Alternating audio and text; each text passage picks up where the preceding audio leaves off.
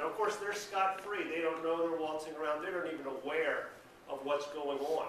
And so it's double damage. When I think of the damage that you do yourself through unforgiveness, I remember one of the parables of Jesus. This is for you, Alex. One of the parables of Jesus, when he was walking around, he told a story of a master that had a slave that owed the master lots and lots of money, say $1 million.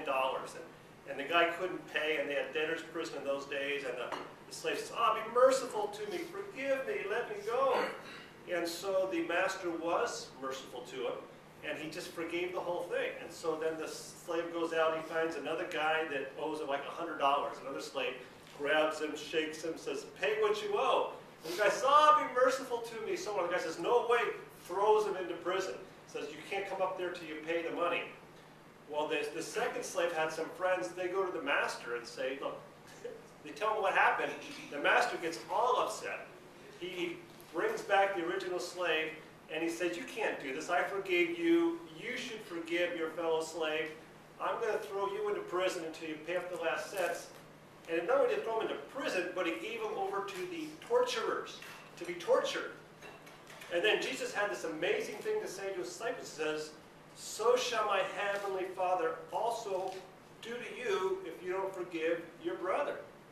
And so when I think of the mental anguish that I go through when I don't forgive, it's like I've given myself over to the torturers.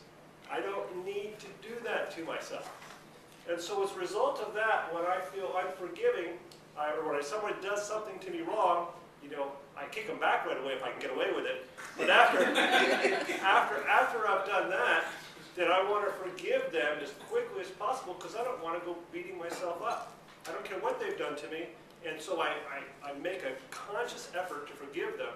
And then once I do, and then when it comes back and I want to think about it again, I keep saying, I've already dealt with that, I've forgiven them, I'm not going to deal with it anymore, and I just let it go completely. Now, it's not to say that I'm ready to become a victim again. I kind of avoid that. If someone hits your hand with a hammer, you don't go giving them your hand again. But I just don't want to double dip by making myself miserable because of what they've done to me. And so I'm very, very quick to forgive. So I just want to give you some advice. If someone is toilet papering your house, don't get all upset. Maybe ambush them with a hose, soak them down, but don't be unforgiving.